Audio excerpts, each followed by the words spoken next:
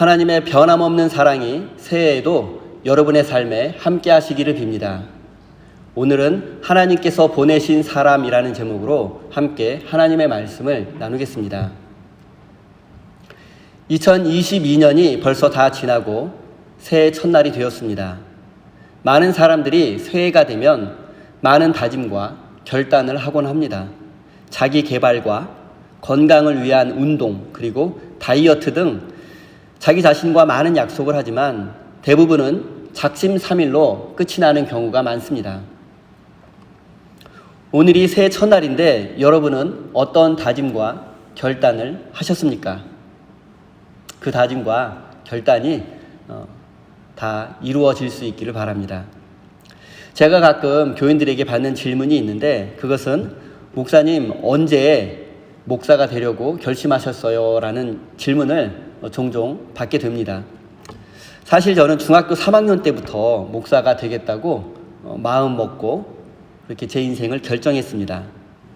그 당시 저는 참 질문이 많은 아이였습니다.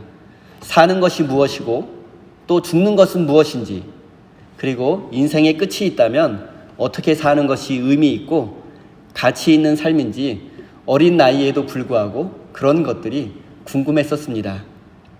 그리고 오래 기도하고 생각해보고 또 수련회 가서 은혜도 받고 그래서 내린 결론이 제가 목사가 되면 의미 있고 가치 있는 삶을 살 수 있겠다고 생각하게 되었고, 그래서 그때부터 목사가 되는 것이 저의 꿈이었습니다. 그리고 신학교를 다니며 전도사 생활을 할 때에는 제가 너무 대단한 전도사인 줄 알았습니다. 대단히 능력 있는 주의 종인 줄 착각했습니다.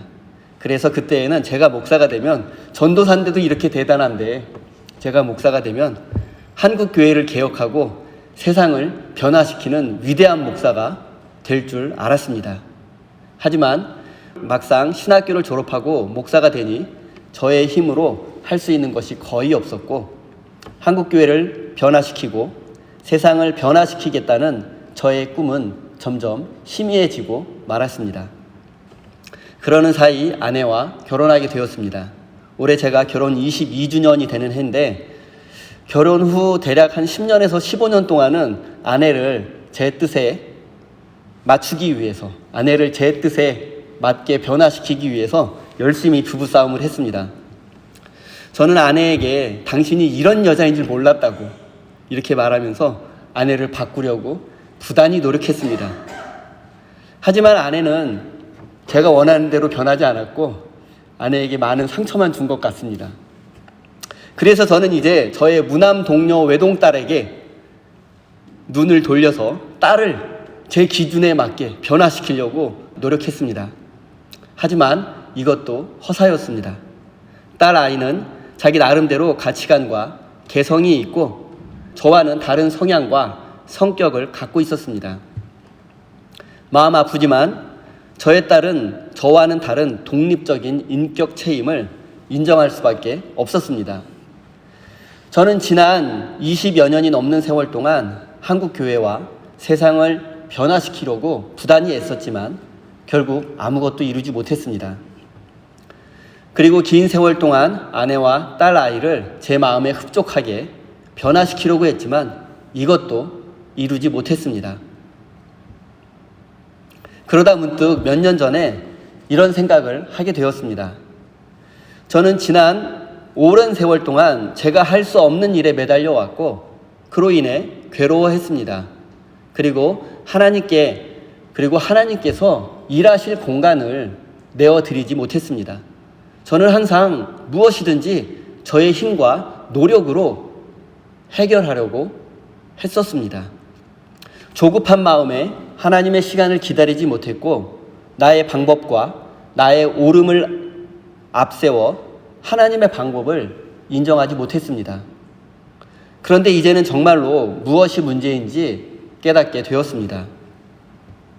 한국 교회가 문제가 많은 것도 사실이지만 사실 본질적인 문제는 비판에만 집중하며 정작 헌신하지 못했던 제가 문제였습니다. 그리고 마찬가지로 아내와 딸도 문제가 없었습니다.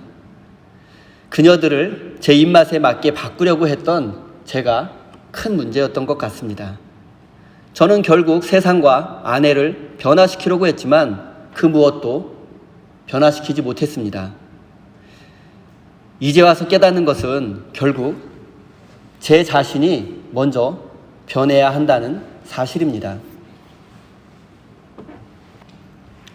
저 자신을 변화시키려는 노력은 게을리한 채 남들을 변화시키려고만 했던 제가 참 어리석었던 것 같습니다. 그래서 제가 요즘 집중하는 것은 세상을 변화시키는 것이 아니라 예수님을 닮아가는 것입니다. 내가 변화되고 영적으로 성장하기 위해서 예수님을 닮아야 하기 때문입니다.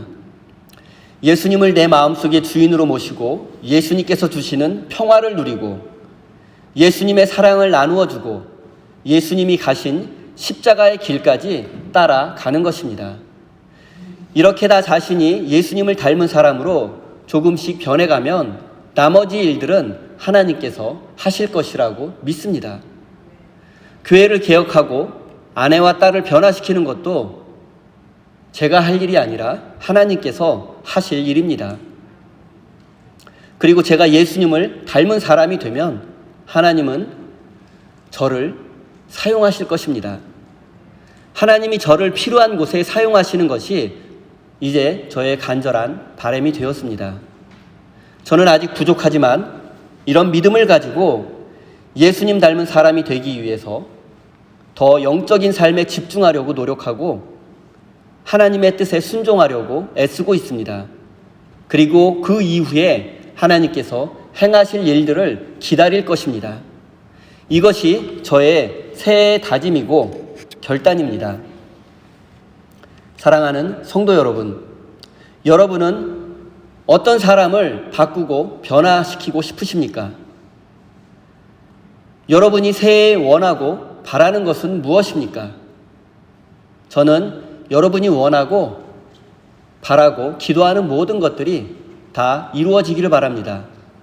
하지만 무엇보다 여러분이 새해에는 더욱 예수님을 닮은 사람이 되고 하나님의 일에 쓰임받는 사람이 되기를 간절히 바랍니다.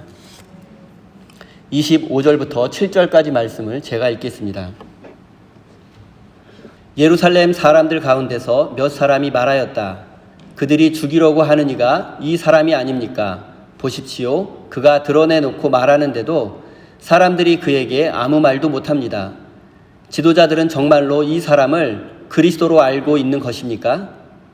우리는 이 사람이 어디에서 왔는지를 알고 있습니다. 그러나 그리스도가 오실 때에는 어디에서 오셨는지 아는 사람이 없을 것입니다.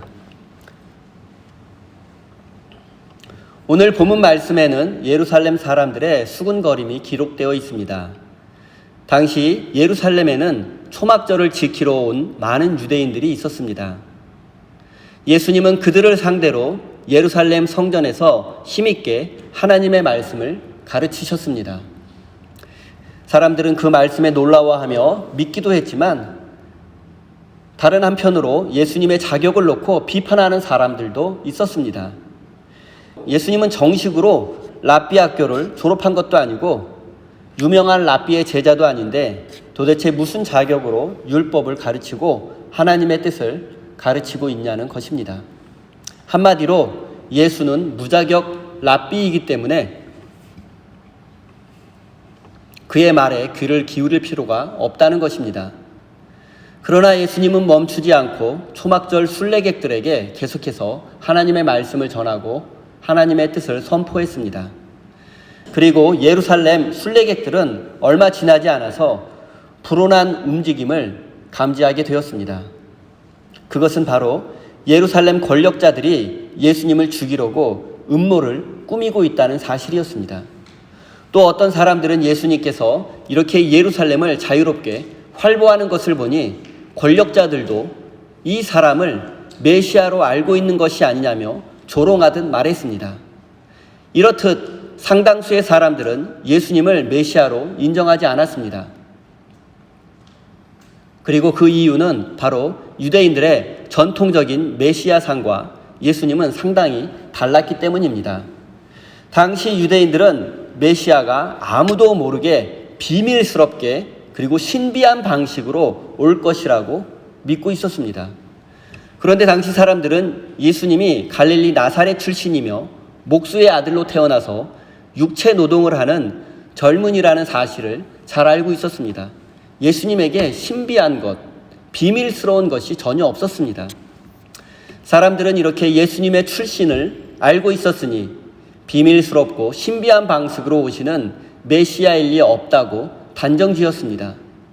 그들은 어느 날 갑자기 예고도 없이 하늘에서 천군 천사를 데리고 구름을 타고 오시는 메시아를 기다리고 있었는데 예수님은 그런 그들의 기대에 어긋났기 때문에 메시아일 수 없다는 것입니다.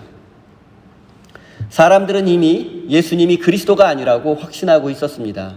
자기들의 상식에 부합하지 않았기 때문입니다. 하지만 상식이 절대화되면 그것이 몰상식이 될 수도 있음을 알아야 합니다. 아는 게 힘이라는 말도 있지만 적어도 그들에게 아는 것은 병이었습니다. 그들에게 아는 것이 문제였던 것입니다. 사람들은 안다고 생각하는 순간 더 이상 배우려고 하지 않습니다. 그리고 그 작은 지식으로 세상과 이웃을 판단하곤 합니다. 여러분이 잘 알고 있는 소크라테스, 이 소크라테스가 가장 지혜로운 사람일 수 있었던 이유는 그가 바로 자신의 무지를 알고 있었기 때문입니다. 자신이 모른다는 것을 알고 있는 것, 그것이 그가 바로 가장 지혜로운 사람으로 칭송받았던 이유입니다. 당시 아테네 사람들은 자신이 똑똑하고 아는 것이 많다고 생각했습니다. 하지만 소크라테스는 자신이 모른다는 사실, 즉 자신의 무지함을 알고 있었고 다른 사람들의 무지함을 일깨워 주었고 그래서 그것이 바로 가장 지혜로운 사람이라고 칭송받을 수 있었던 근거였습니다. 예루살렘 사람들은 예수님의 겉모습만을 알 뿐 예수님의 본질을 알지는 못했습니다.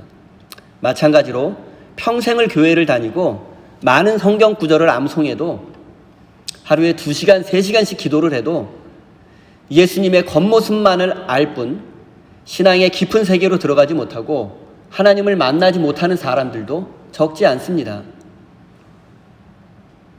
그리고 이런 경우 대부분은 하나님에게 집중하지 못하고 하나님께서 주실 선물과 자기 자신에게만 집중하기 때문입니다.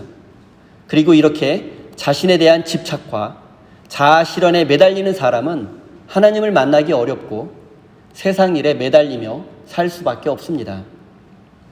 어떤 분이 저에 대한 이야기를 전해 듣고 저의 설교를 들으면 저에 대해서는 알 수 있습니다. 저에 대한 많은 지식을 소유할 수 있습니다. 그런데 과연 그분이 저를 안다고 할 수 있을까요? 하지만 저와 함께 식사를 하고 함께 밤을 지새우며 많은 이야기를 나눈 사람은 저에 대해서 알 뿐만 아니라 저를 아는 사람이 분명합니다. 사랑하는 성도 여러분, 하나님에 대해서 아는 것과 하나님을 아는 것은 전혀 다른 차원의 문제입니다. 하나님을 만나지 않아도 하나님에 대해서 알 수 있습니다. 성경을 읽고 설교를 들으면 하나님에 대해서 많은 지식을 얻을 수 있고 하나님에 대해서 알 수 있습니다. 하지만 하나님을 아는 것은 전혀 다른 차원의 문제입니다. 하나님을 만나고 경험하고 하나님과 함께 시간을 보낸 사람만이 하나님을 알 수 있습니다. 저는 여러분의 목사로서 여러분이 하나님에 대해서 아는 것에만 멈추지 않고 하나님을 깊이 만나고 경험하실 수 있기를, 그래서 진정으로 하나님을 아는 사람이 되시기를 바랍니다. 29절 말씀입니다. 나는 그분을 안다. 나는 그분에게서 왔고 그분은 나를 보내셨기 때문이다. 당시 예루살렘에 모인 순례객들은 자신들의 알량한 지식으로 인해서 예수님을 하나님이 보내신 메시아로 믿지 않았습니다. 그리고 예수님은 이런 어리석은 백성들을 향해서 나를 이 세상에 보내신 분은 하나님이라고 힘주어 말했습니다. 예수님은 자신의 결정으로 이 세상에 오시지 않았습니다. 예수님이 오고 싶어서 우리에게 오신 것이 아니었습니다. 자신의 뜻을 이루려고 오신 것도 아니었습니다. 예수님은 전적으로 하나님이 보내서 하나님의 명령으로 이 세상에 오셨습니다. 신앙생활을 하다 보면 하나님께서 우리를 찾아오시는 경험도 하게 되지만 때로는 하나님께서 우리를 낯선 곳으로 보내는 경험을 할 때도 있습니다. 하나님은 우리에게 사명을 주시고 우리를 다른 곳으로 보내시기도 하십니다. 예수님에게 온 세상 사람들을 구원하라는 사명을 주시고 예수님을 이 세상으로 보내신 것처럼 말입니다. 여러분의 인생을 한번 생각해 보십시오. 여러분이 이 세상에 태어난 것, 이것이 우연이겠습니까? 한국에서 태어나서 자라고 이곳 미국으로 이민 오게 된 것이 과연 우연일까요? 사랑하는 아내와 자녀를 주신 것이 우연이겠습니까? 우리 세임교회에서 이렇게 함께 믿음 생활하는 것이 우연이라고 생각하십니까? 정말 이 모든 사건들이 우연일 수 있겠습니까? 이 모든 것이 우연이 아니라면 이것은 분명 하나님의 섭리이고 하나님께서 지금 우리를 이 자리에 보내신 것이 분명합니다. 그리고 이것이 바로 우리가 함부로 살아서는 안 될 이유입니다. 하나님이 주신 달란트를 허비하고 우리의 인생을 낭비해서는 안 되는 이유는 바로 하나님께서 우리 각자에게 사명을 주셔서 우리를 이 땅에 보내셨기 때문입니다. 우리가 미국에서 살고 있는 것도, 지금의 아내와 자녀를 주신 것도, 우리 세임교회를 주신 것도, 이 모든 것이 하나님께서 우리에게 주신 사명입니다. 이것이 바로 우리가 삶의 자리와 가정에서 최선을 다해야 하는 이유이며 교회를 섬겨야 할 이유입니다. 하나님이 우리를 보내셨기 때문입니다. 이것이 바로 우리의 삶의 의미와 목적입니다. 삶이 우연이라고 믿는 사람에게 최선을 다할 이유는 없습니다. 그리고 삶의 의미와 목적이 없기 때문에 허무한 인생이 될 수밖에 없습니다. 사랑하는 성도 여러분, 우리 인생에 우연은 하나도 없습니다. 우리가 이곳에 살고 있는 것도, 우리가 세임교회에서 신앙생활을 하는 것도, 저와 여러분이 만난 것도 모든 것이 하나님의 섭리입니다. 하나님께서 우리를 미국으로 보내셨고 또한 우리를 세임교회로 보내셨습니다. 잊지 말아야 할 것은 하나님께서 우리를 이곳에 보내실 때에 우리 각자에게 사명을 주셨다는 것입니다. 내가 왜 여기에 있는지, 내가 왜 이곳에 있는지라는 질문은 어리석은 질문입니다. 하나님께서 나를 여기에 보내신 이유가 무엇일지, 하나님께서 나에게 어떠한 사명을 주셨는지를 묵상하고 질문하는 사람이 지혜로운 사람입니다. 사랑하는 성도 여러분, 우리 인생에 우연은 하나도 없습니다. 지금 우리가 여기에 살고 이곳에서 예배드리는 것도, 우리의 만남도 모든 것이 하나님의 섭리입니다. 이제 우리가 집중해야 할 것은 이 모든 섭리 속에 담겨져 있는 우리 각자의 사명을 깨닫는 것 뿐입니다. 여러분 모두 하나님께서 주신 사명을 깨닫고 그것을 이루어가는 믿음의 삶을 살아내시기를 바랍니다. 30절 말씀입니다.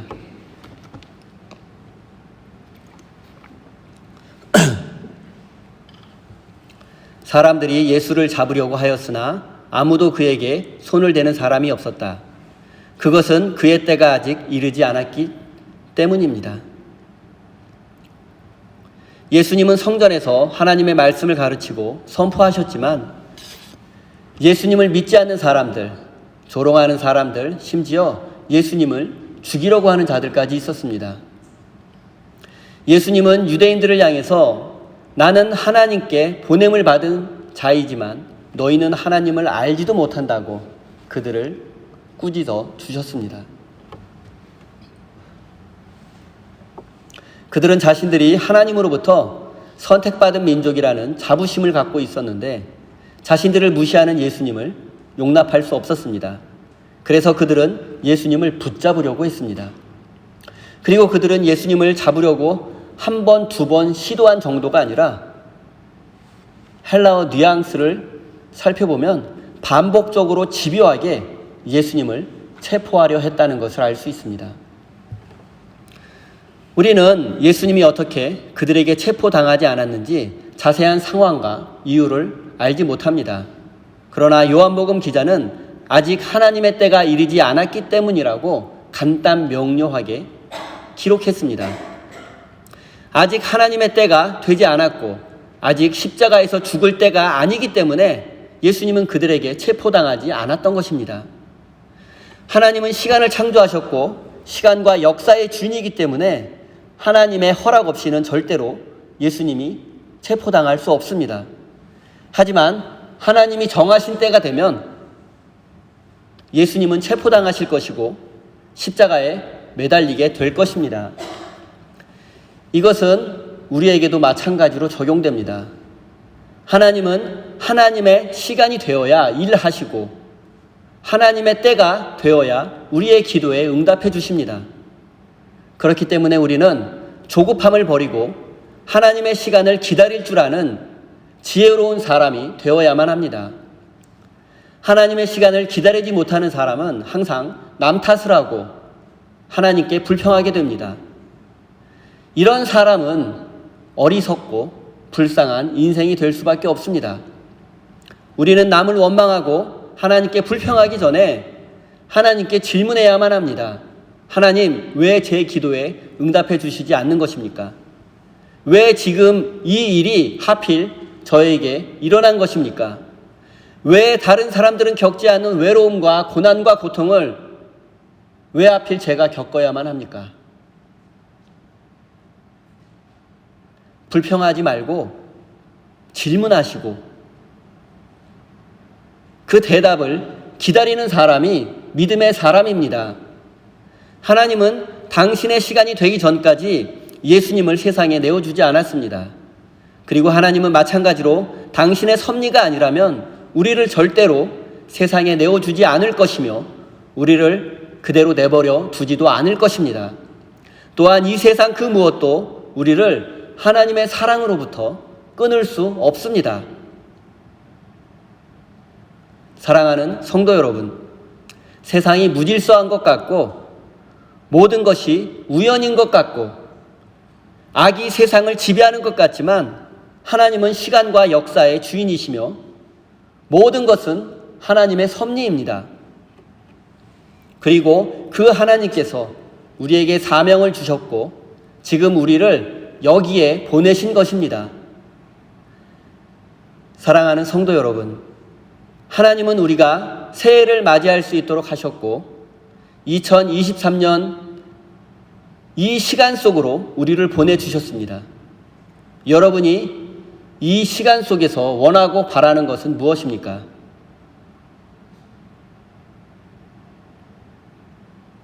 여러분을 이 시간 속으로 보내신, 이 공간 속으로 보내신 하나님의 뜻과 섭리는 무엇이겠습니까? 하나님께서 여러분에게 주신 사명은 무엇입니까? 사랑하는 우리 세임교회 성도 여러분, 새해에는 여러분이 바라고 원하는 모든 것, 여러분의 모든 기도 제목이 모두 응답되어지기를 바랍니다. 그리고 지금 여기 이곳에 이 시간과 공간 속으로 여러분을 보내신 하나님의 뜻과 섭리를 깨닫고 하나님께서 주신 사명을 이루어가는 거룩한 믿음의 사람이 되시기를 예수님의 이름으로 간절히 축원드립니다. 기도하겠습니다. 시간을 창조하신 하나님, 우리에게 희망찬 새해를 주셔서 감사드립니다.